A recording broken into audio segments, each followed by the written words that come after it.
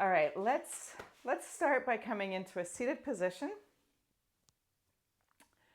And just kind of wiggling a little bit, feeling your sit bones on the ground, closing your eyes, letting your hands rest for a couple moments on your knees.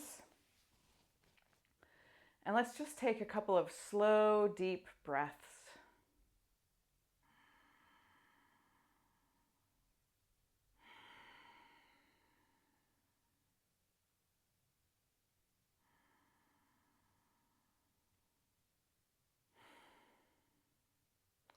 So often we are rushing to our yoga mat. So we just really want to give ourselves a little extra slowness when we start so that we can fully arrive. Now bring your hands to heart center. Feel your thumbs on your breastbone. And lift up an image in your mind of somebody you want to dedicate your class to. And it can just be like the first person who pops into your head. It can also be somebody who you know is having a hard time or, suffering in some way. Or it can also be someone who recently died. And when people die, what benefits them in their transition to the other world is to actually think about the joy they brought, the things they did, and really appreciate them and focus on that part of your connection to them rather than your own mourning and loss.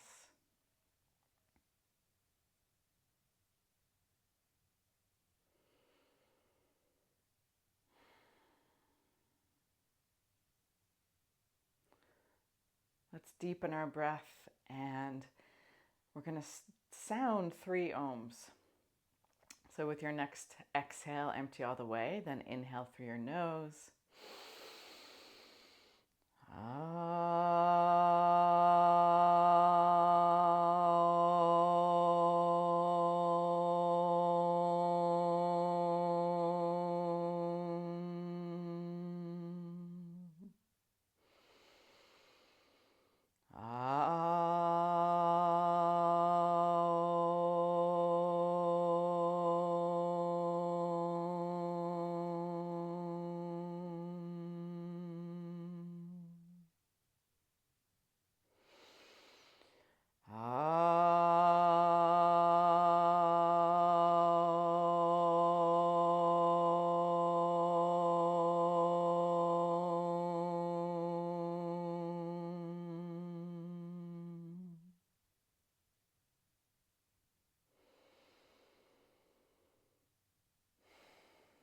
And then open your eyes, let your hands come down to the ground, or your knees more like.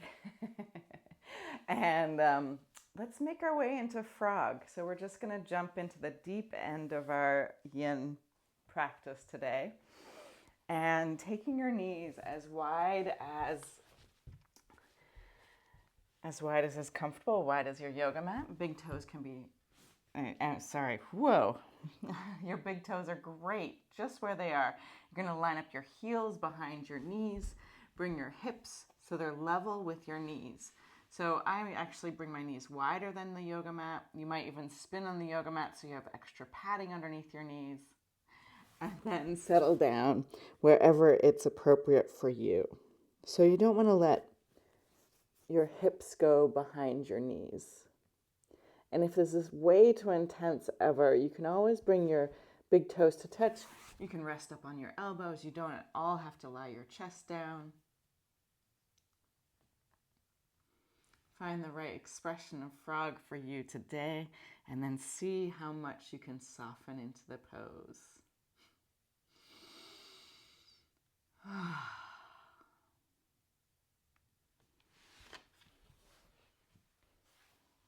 So frog pose is quite a sensation-full pose. And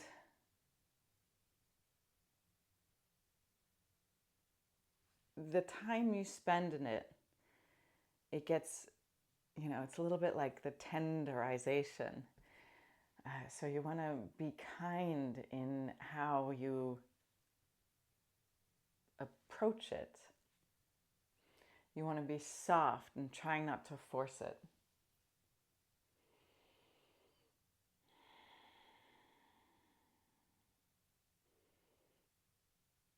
So take your attention a little bit into your memory of the day so far. How has your day been? Maybe it's been short, maybe it's been long. Notice kind of the nature of your internal space. You can notice if you've been a lot in your mind, thinking, ruminating, pontificating, like really chewing on things or kind of speeding around, thinking of a lot of different things. Or maybe today your attention has been more on your feeling, on emotions and the way where your heart is at. Or maybe you have something going on in your body and you've been really noticing your body today. When we're injured especially is when our attention comes into this physical body. When it's a burden, it weighs on us more, but we keep our attention there.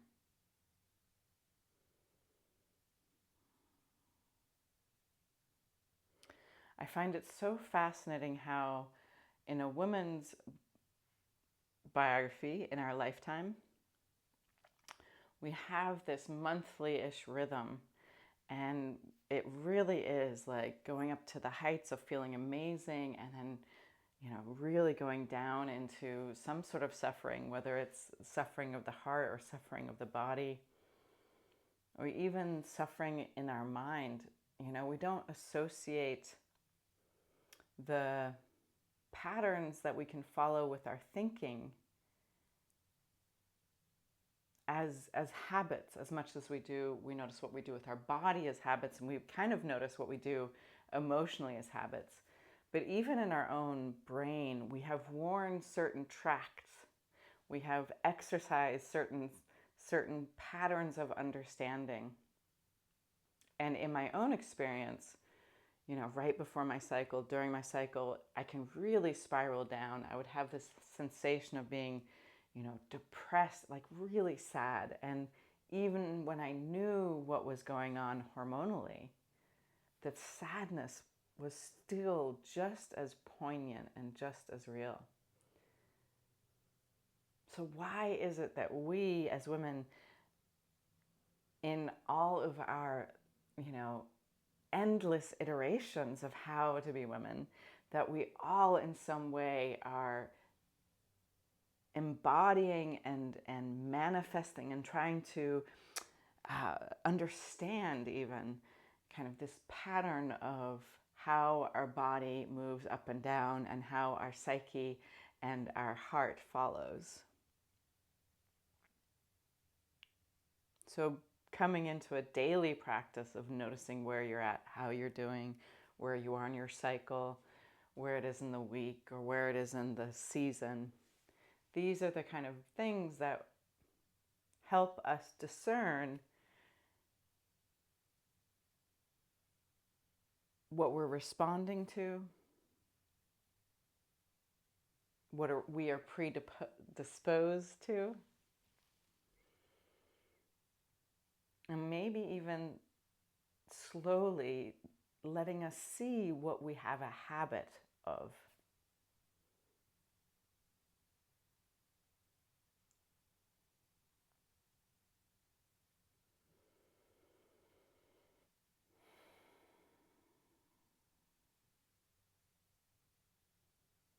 Take 10 more full deep breaths in your beautiful frog, feeling especially the exhales.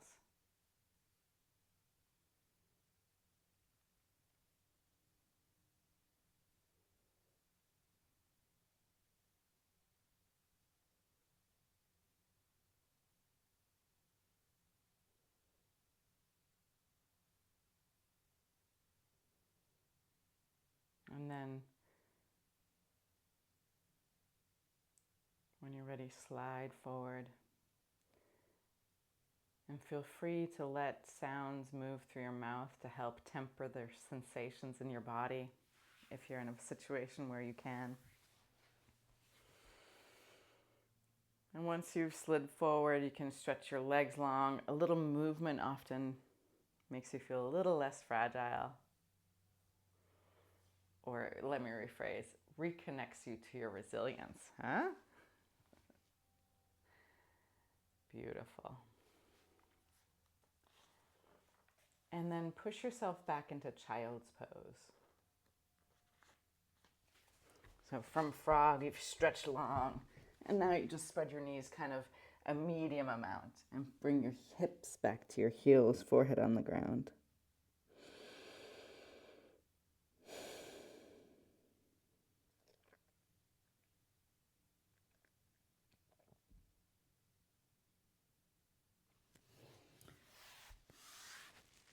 And you're going to walk your hands to the right and soften and really stretch your left side body. So you take your hands even off the yoga mat.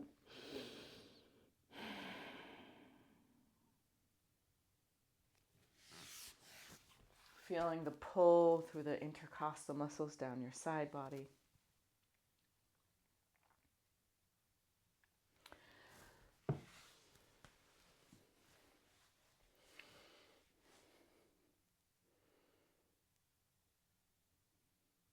So one of the 8 limbs of yoga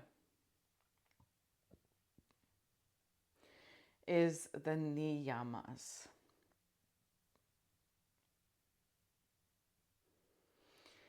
And niyama can be translated to restraint.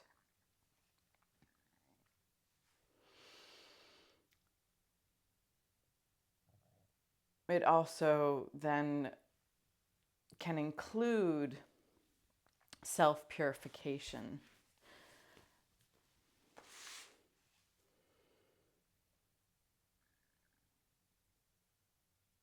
Through discipline.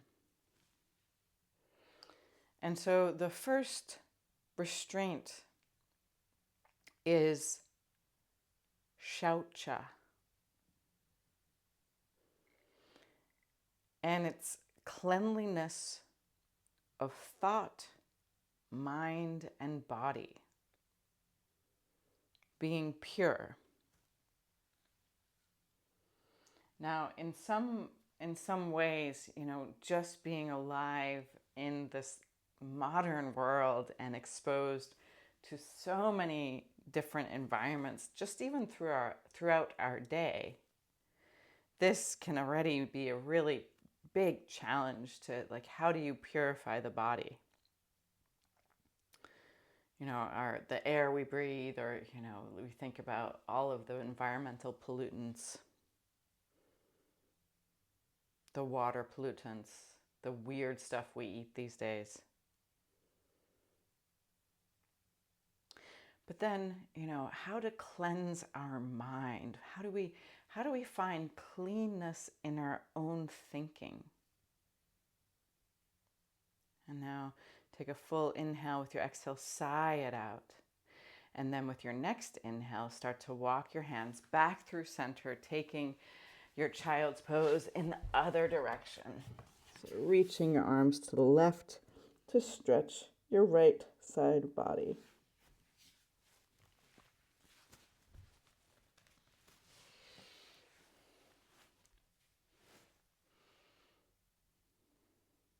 We have been so,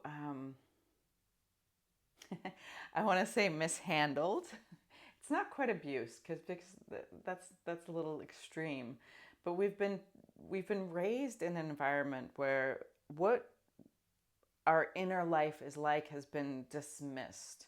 If we're writing an essay for school in high school or gymnasium, you have to source other experts to support your opinion. Like, your own words by themselves are not enough. They don't have enough gravitas. They don't have enough weight. And so we orient towards this form of academia And then we find ourselves in the world and we keep sculpting ourselves to look and be perceived a certain way.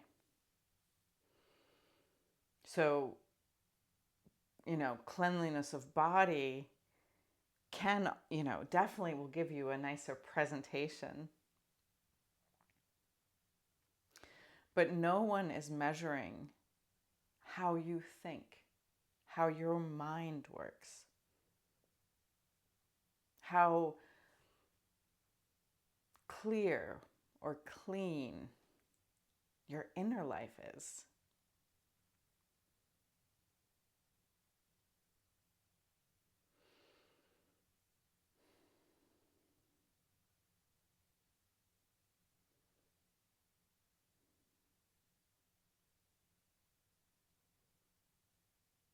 This is something that can really only be part of a self-realization practice.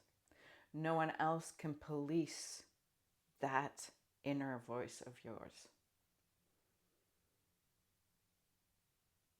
Even if they can police, when you shower, or like if you're in jail or a baby or a kid. But this cleanliness of thought and the cleanliness of body also, maybe, not just thinking of the superficial outside surface.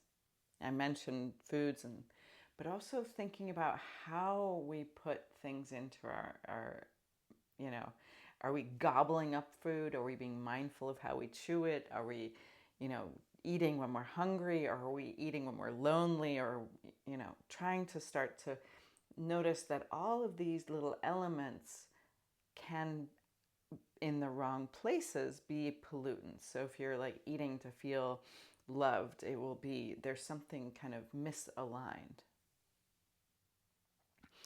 And now walk your body back to center and slide forward into Sphinx.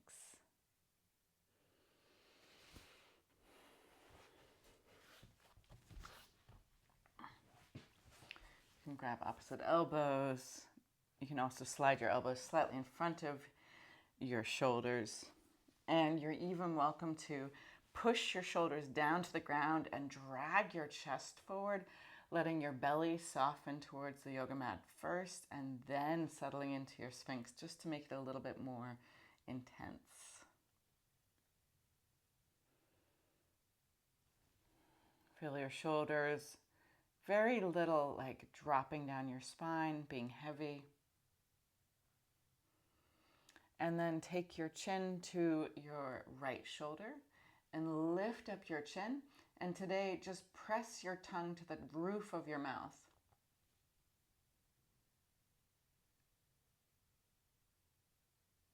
And release your tongue. Let it relax. Keep your chin lifting. And now press your tongue again to the roof of your mouth.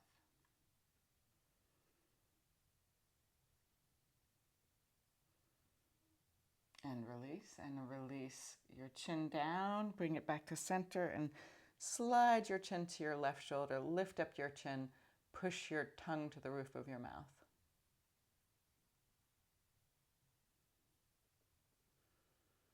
Maybe you feel the connection through your neck. Maybe you feel the connection go even deeper through your abdominals, and maybe even connecting it to your root lock. I know, pretty intense, huh? Relax your tongue. Keep your chin lifting for a couple more breaths. And then push your tongue again up to the roof of your mouth.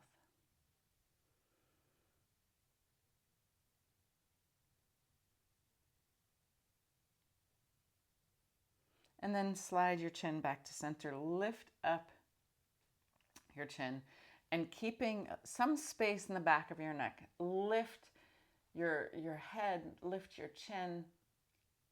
And again, one more time, press your tongue to the roof of your mouth. You can press it for as long as feels comfortable, then relax it and then press it again.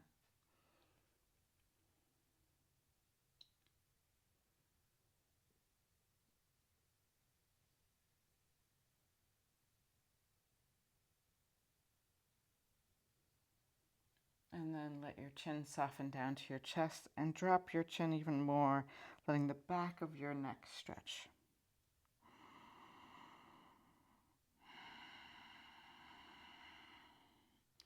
Maybe you notice that not so much of the superficial outside expression of your face changed, but when you pushed your tongue to the roof of your mouth, you could feel it come deeper into your body, maybe even connecting to, how you engage your root lock, how your feet are. Bring your head back to neutral if you haven't already. So this very simple face yoga practice, it demonstrates how much of a difference even the shifts we make internally that are invisible to the world affect our feeling and experience life, our sensation life in our body. There's some practices where even during the day you kind of push your tongue to the roof of your mouth. There's one Chinese medicine practitioner who talks about she actually has a retainer that helps broaden the roof of her mouth, which helps keep the integrity of her face.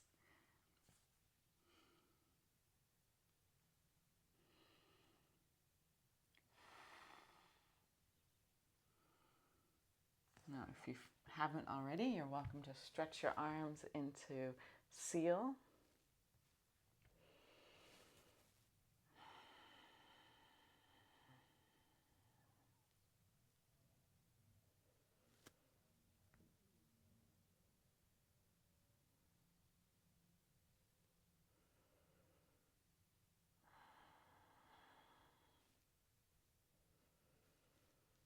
And breathe 10 more full deep breaths here.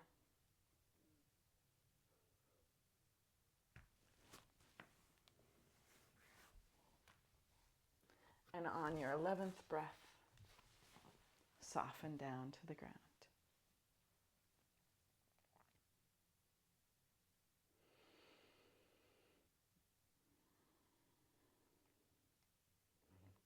So we talk often about, you and me. We talk often about how, Martin Luther King and Mother Teresa, for instance, and some other epic people in this world have taken in this life have taken on, challenges to work on that are way bigger than they can actually accomplish by themselves in their one lifetime. World peace, equal rights for everyone. We're still working on the work that they started. Maybe wiggle your hips around, moving around just a little, tempering. And then bring your hands underneath your shoulders and shift your hips back to your heels, just as a transition.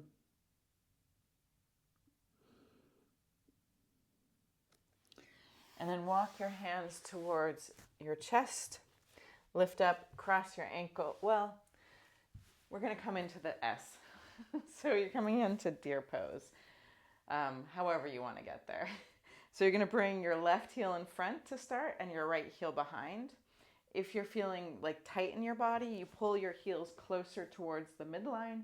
If you're feeling open, you take your feet further out towards the edges of your mat. Now, first inhale, lift up tall, and then with your exhale, twist to your left. Bring your right hand onto your left knee. And then slide your left hand further back. And it's okay, your right butt might be way up in the sky. And then see if you can relax into a deeper twist here on the left side. So you can bend your left elbow coming down to your forearm. You're really like on the side. Yeah, it's like, I would say it'd be like a twisted deer reaching. Yeah, there you go. And then invite the yin. So see if you can soften your shoulders. See if you can just let gravity, I know you hate it when I say this, let gravity pull on you. But notice if you can get heavy there.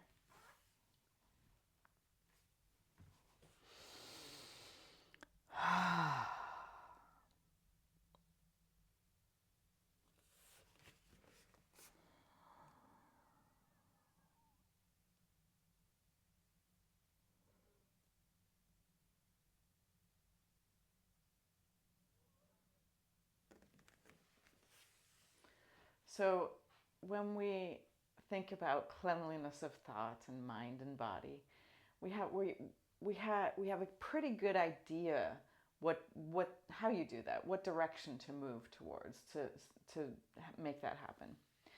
The next niyama is satosha, and it's defined as happy satisfaction, good contentment.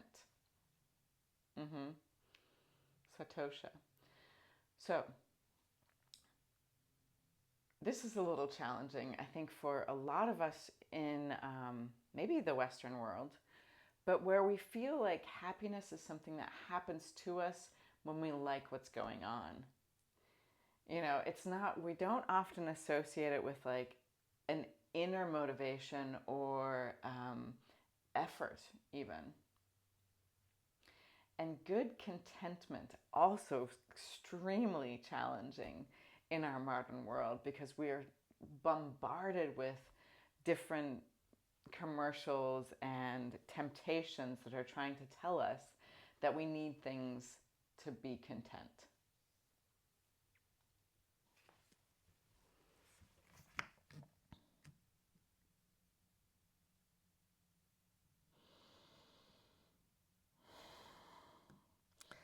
But when we start to understand that this is actually a practice, happy satisfaction also can include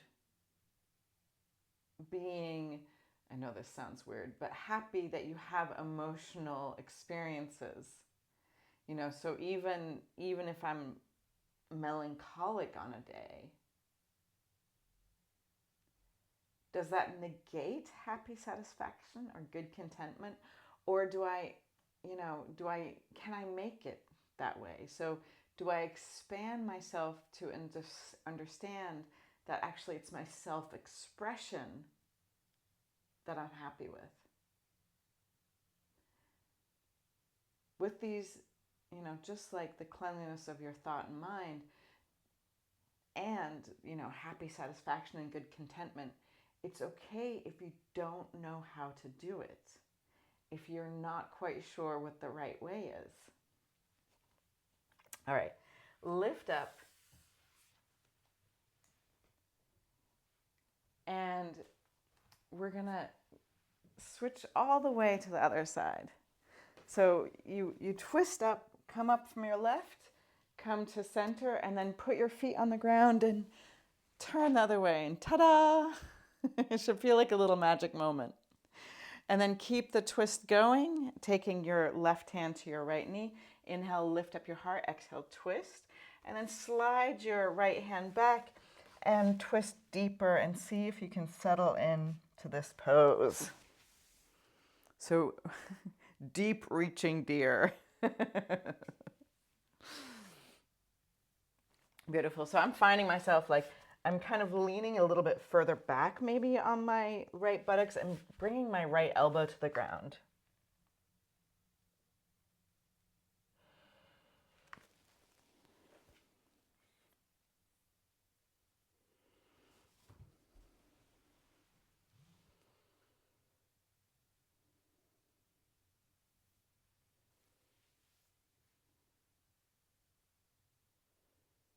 So happy satisfaction. The other really nice practice that I could connect to happy satisfaction or good contentment is when a lot of times when we're feeling dissatisfied or frustrated or just having a hard day, zooming out can really give us more perspective. And or zooming in. So instead of thinking about how you feel through the whole day, notice those, take a couple of deep breaths and feel how good they feel in your body. Notice what happens when you take those deep breaths, how you land back in your moment, in yourself. You're not ruminating on the past when you're noticing how deep you can breathe right now. You're not tripping on the future, but this coming into the present, this full and complete moment of one breath.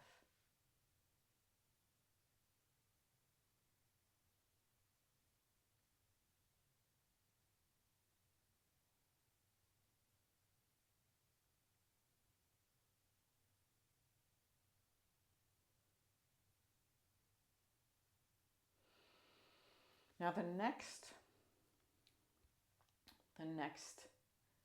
niyama is tapas. And it's not just Spanish finger food, but tapas, the spiritual effort, austerity. So, spiritual effort. Again, it's not an immediate like, aha, if I do these 12 steps, then I've succeeded at spiritual effort. Austerity is a little bit, it's kind of an old-fashioned word. It has more to do with not having extra embellishments. Like if you look at the Catholic Church, you can really see how their aesthetic is ornate and full of little twirls and flourishes and velvets and all of the accoutrements. But on the other end of the spectrum, if you look at the Shakers, or if you look even at Lutheran Church, they strip down the iconography. They take away the decorations, and that would be kind of a good example of austerity, where it's really just taken back to the bones.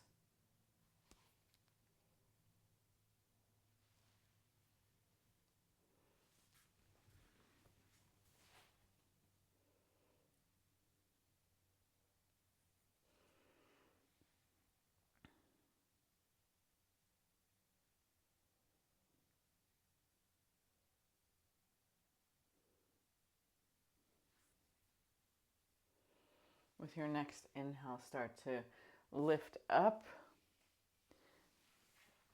And we're going to twist halfway and stretch both of our legs out.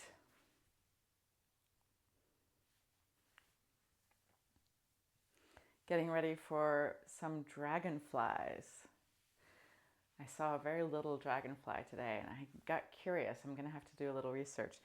If they're born little and they grow, or if they hatch big. I think they must grow, because it really looked like a little, adolescent dragonfly. All right, let's start by just coming down through the center first today. So walk your hands out. If your back is tender, really coming forward with a neutral spine, and only softening if your back feels good. If it doesn't feel good, you can be supported here. Relax your legs. But it's the forward bends that are often quite hard for spines that aren't feeling so good. So take a couple of moments to get properly into your pose. Check in the places where you like to hold tension and actively release. I think spiritual effort is also kind of nebulous. It's kind of vague because, what do you include in spirituality? What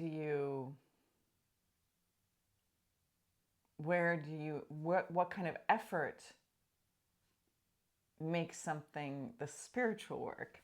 The Dalai Lama talks about that kindness is his religion. And I would say this is a nice place to understand where it takes effort to be kind. You have to apply your willpower. It takes willpower to say a prayer for someone. It takes willpower even to sit yourself down, to meditate, or to do a yoga practice. It takes effort, it takes willpower, it takes some intention.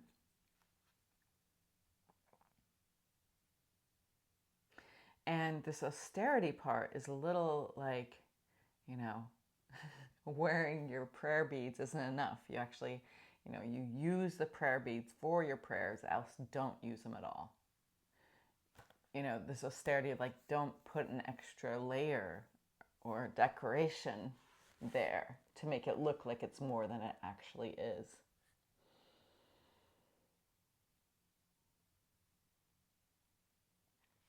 Now, spiritual effort, I think of like this, what I just mentioned, like making myself go to church, for me is part of my spiritual effort, because it's a place that I have to take effort to get to. It's not, I don't just wake up and oops, I'm in church. But it's a little slightly different than Svatdanya. Sorry, Svatyaya. I'm probably butchering the Sanskrit. Svadhyaya, which is the study of self, God, and the soul. So prayer, meditation, yoga practice, takes effort to do. Study of the self, it kind of ties into all the other ones, doesn't it? So we have to study ourselves in order to notice if our thoughts are clean, if our mind is. We have to contemplate the nature of God to understand, then what is my spiritual effort? And this for me is an area where it's so important that there is a study of cosmology or of a study of esoterica, a very quite academic in some ways, but also esoteric, exoteric, both, where you have to kind of understand what some of these abstract concepts, how they fit for you, what do you have to do with that? Is the word God, something that you can start to take on for your own well-being, not just being given some definition by somebody else of God, of the soul.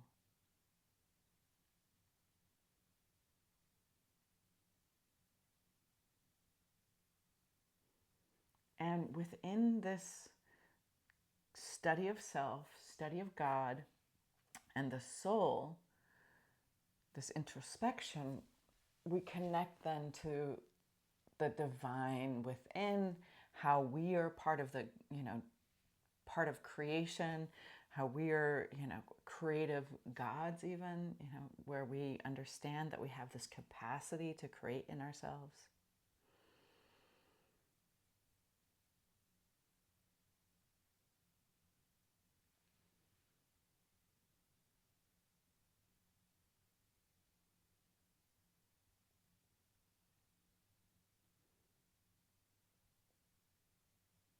Now start to walk your hands back towards you.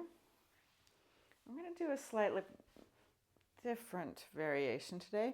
You're going to slide your right heel in. And you're going to grab onto your right heel with your left hand. So I stepped my right foot on the floor, like I'm stamping it. And then grab onto my ankle with my left hand. Yeah. And then you're going to turn and look to your right and start to lean the back of your head or the side body to your left, and then see if maybe you can grab onto your left foot with your right hand. Maybe it's just reaching. Maybe it's just softening around your head.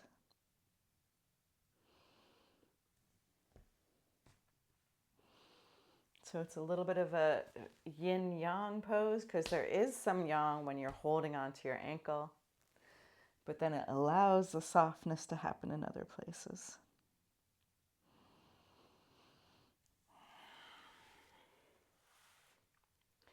Ishvar Apranidhana. Dhyana. I'm totally butchering the Sanskrit today. Forgive me. And this means actually to surrender to God. Now, obviously, or not obviously, but in modern yoga, we're not often talking about how actually your inner work and your inner connection to the divine has something to do with your yoga practice.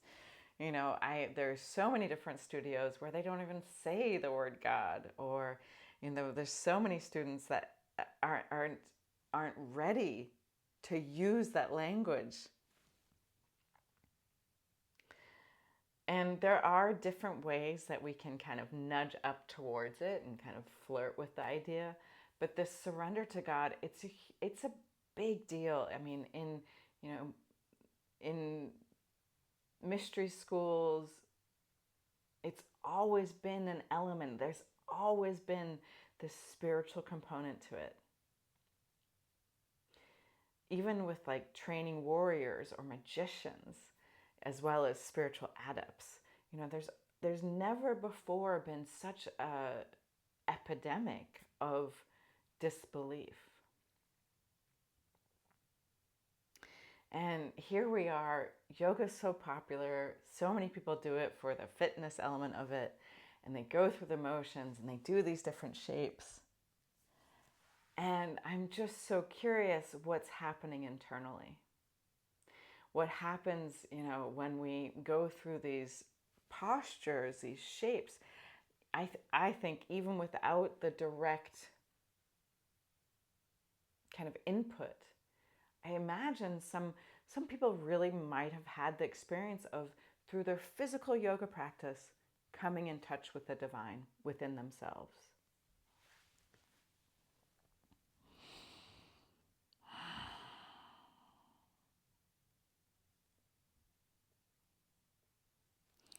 With your next inhale, rise up, stretch your right leg out, and bend your left foot. Bend your left knee. Yep. So this is Skandasana. You're going to take your right hand to your left ankle. And then it's more like you're like following your ear towards your right foot. Like, oh, I hear the calling to my knee.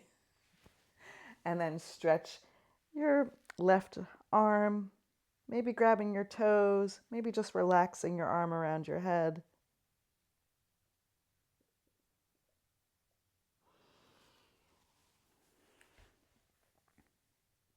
Making the pose your own, small adjustments, and then get still as possible.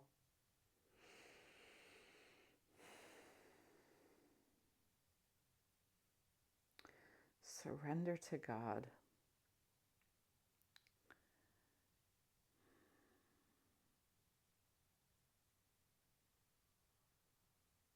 You can look into Buddhism, you can look into esoteric Christianity, to find lots of different kind of stories around this surrender to God. But ultimately, in your own life, in your own biography, you'll notice this call, or this maybe possibility, that when you stop trying to fight the flow of goodness or the flow of gentleness, when we are able to get out of our own way and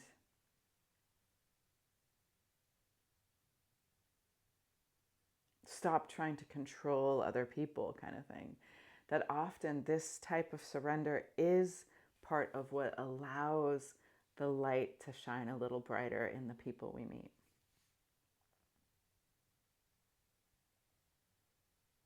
But what does it mean to you to surrender? We have like some misunderstandings about things, and often we can couple surrender together with giving up. And yet technically that's what surrender means. It means to give up. But it's not giving up out of your lack of knowledge. It's not giving up out of your lack of power. It's actually this surrender to God is much more coming from your powerfulness, your it's like the surrender part is hard, way harder than fighting. Like even in a posture, notice when you can kind of give yourself to the effort and surrender to the stretch and surrender to the rhythm of your breath. It becomes more alive.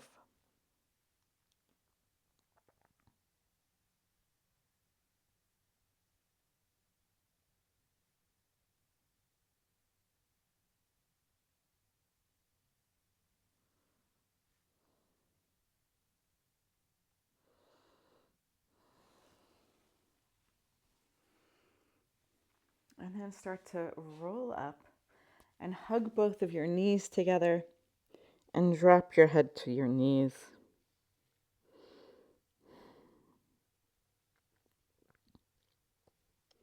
A little bit of a small package moment.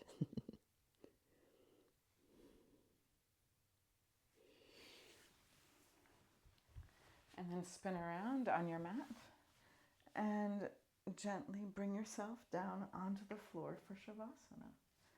So your palms open to receive.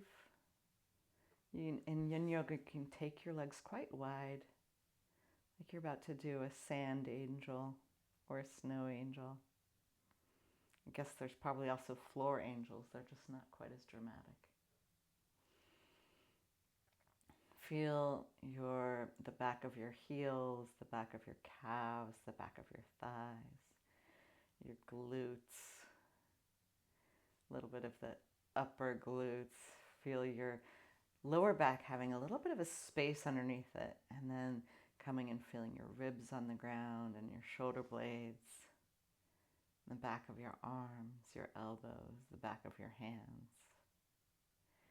Feel your shoulders. And notice again, you have a little bit of empty space right underneath the base of your neck. A little arch, a little curve. So you're lying prone on nothing and on solid ground at the same time.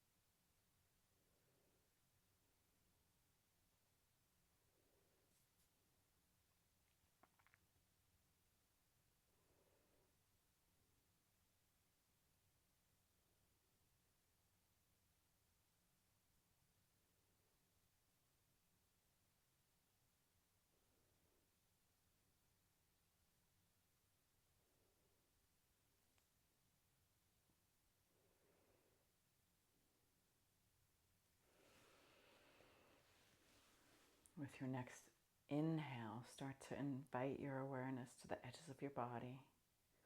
Move your fingers and your toes a little bit. Smile. Stretch your arms long with your next inhale, reaching your hands away from your feet. Then hug your knees to your chest, rolling onto your right hand side,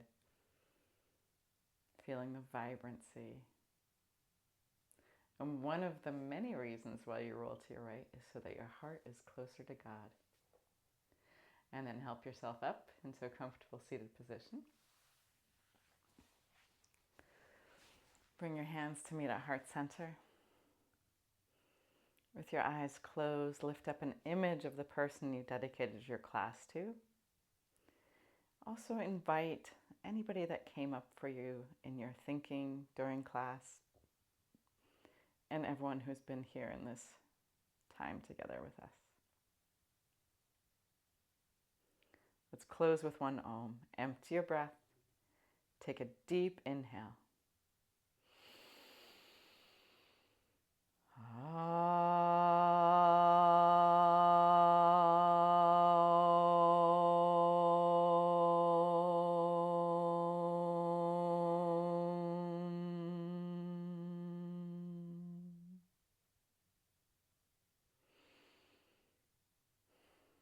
Bring your prayer hands to your third eye. Invite the divine light. And as we bow forward together, we say, Namaste. And so much love. Woo! Make some noise.